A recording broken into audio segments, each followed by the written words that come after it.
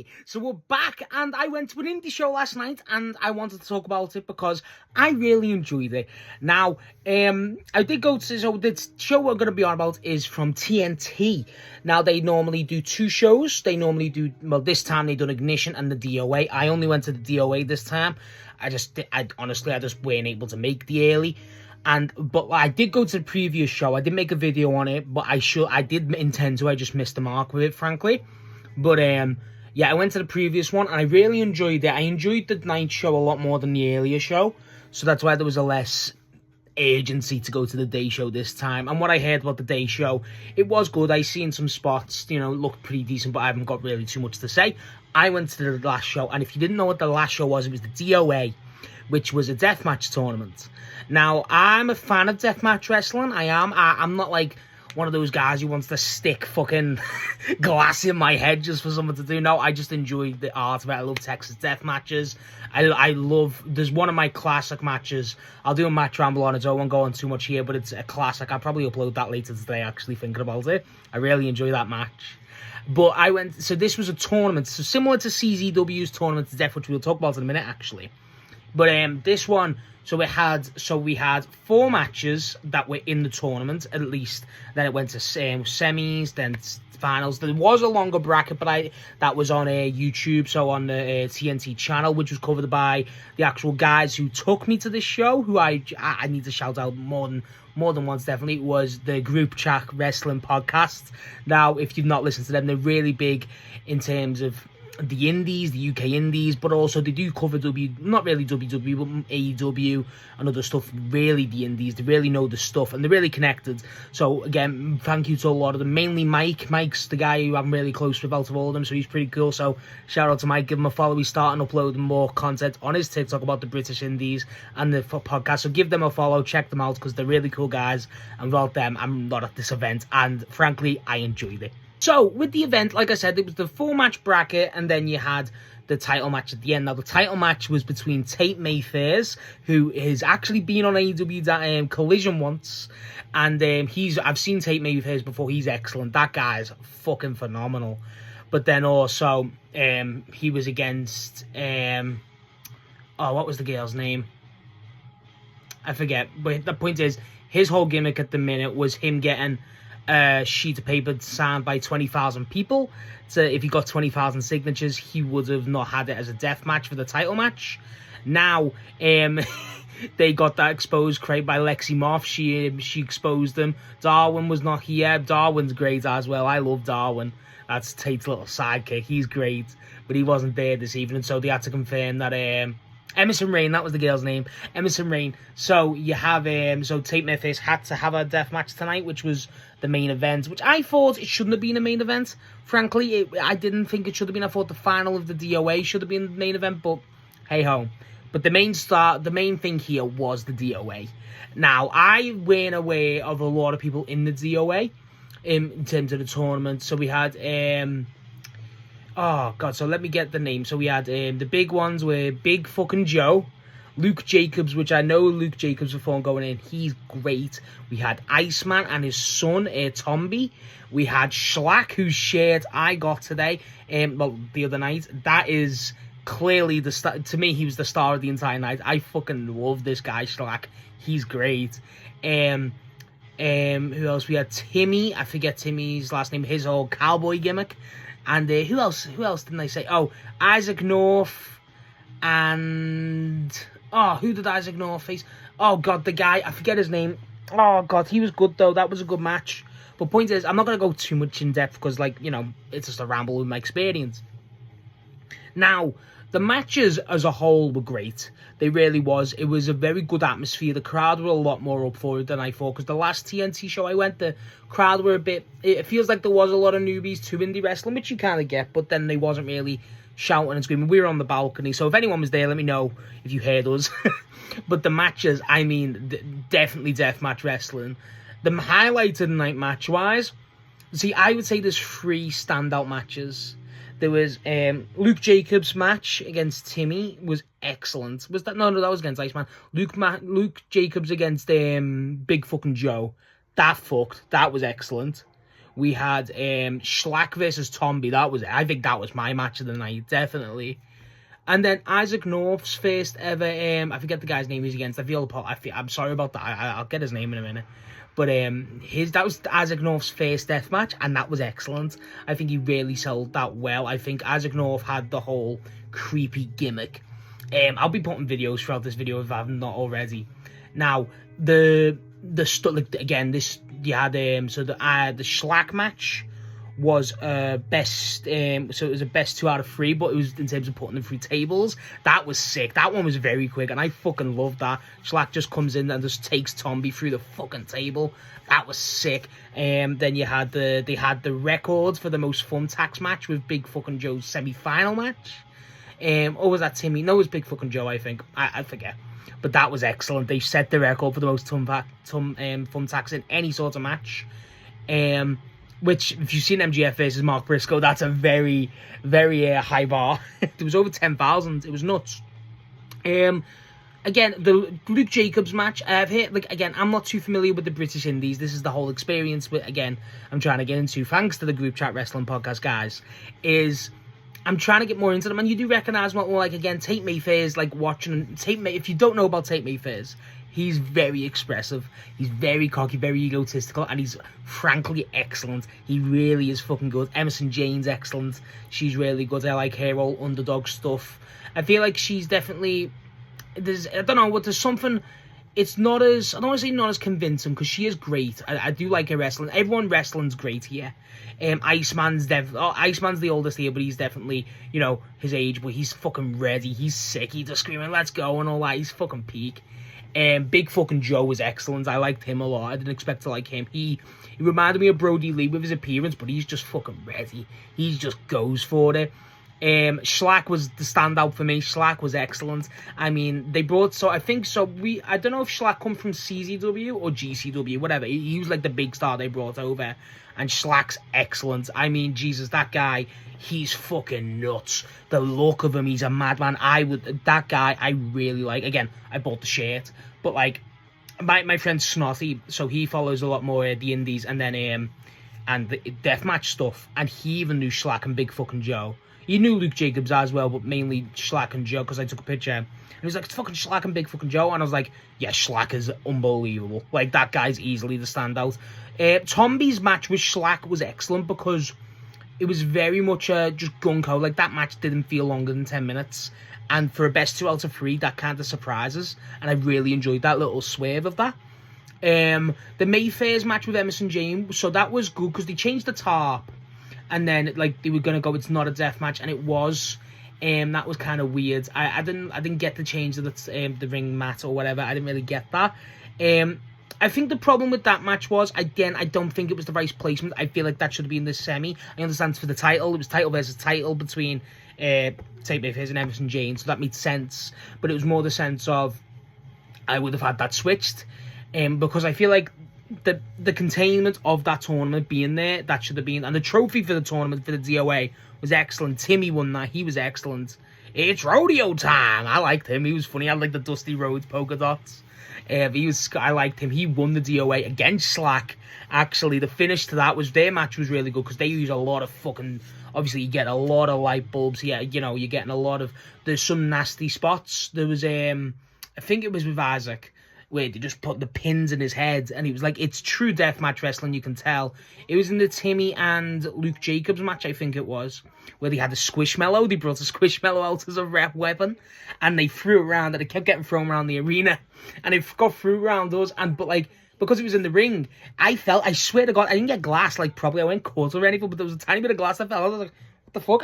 It was in the Squishmallow. It was fucking sick. There was a tattoo spot that looked nasty.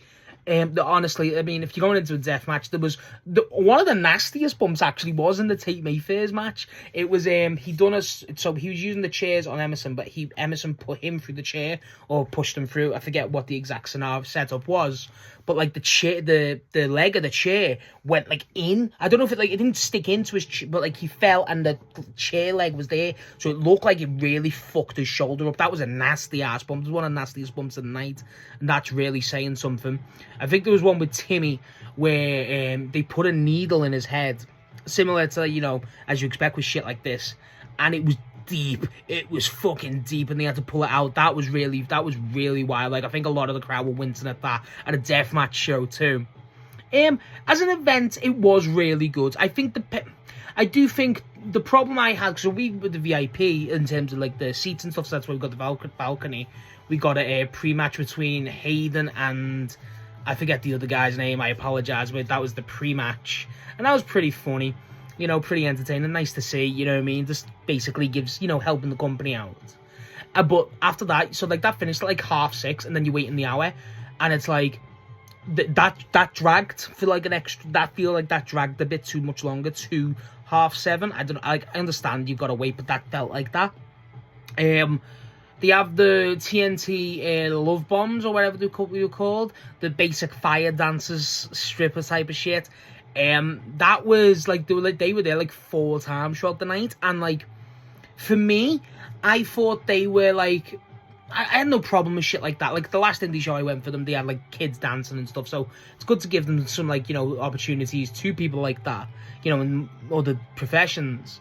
But it's like, I would personally have that as, I don't know, I feel like if you just had that once, but as a longer show, as in terms of like to set something up, I would have done that instead of throughout the night. But then again, the amount of glass, the amount of fucking, you know, shit they have to, the tax, everything, the amount of shit they have to clean up was excellent. The weapons they had, so the first match, it was Iceman versus Timmy, I think.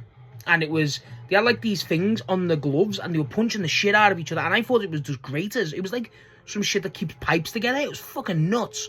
The barbed wire, you have a paint roller covered in barbed wire. I thought that was really inventive. The table, the light tubes, the amount of light tubes they have were excellent for a deathmatch show. They really didn't skip out on that. Tables were getting broke like it was fucking nothing. The finish to the actual DOA between Schlack and Timmy was weird. So like so Schlack was down, and Timmy got a broken table, all the rest of the light tubes, put them on, and jumped to get the pin. And I think he expected a big fuck off, you know, explosion of the light tubes, and it didn't happen. And I'm not gonna sit here and go, that's a botch, that's no, it happens, you know what I mean? It's real time. But I feel like, I don't know, I feel like that was a bit anticlimactic, but Timmy was a great winner. Again, him and Schlack had a great final match. I just feel like those quarterfinals and the start of the show were phenomenal. They were worth it alone, especially that Luke Jacobs one. Everyone was saying that was the match, and like for me, I thought the Schlack one I enjoyed the most, because I saw Schlack after that. I was like, oh fuck, like I was really impressed.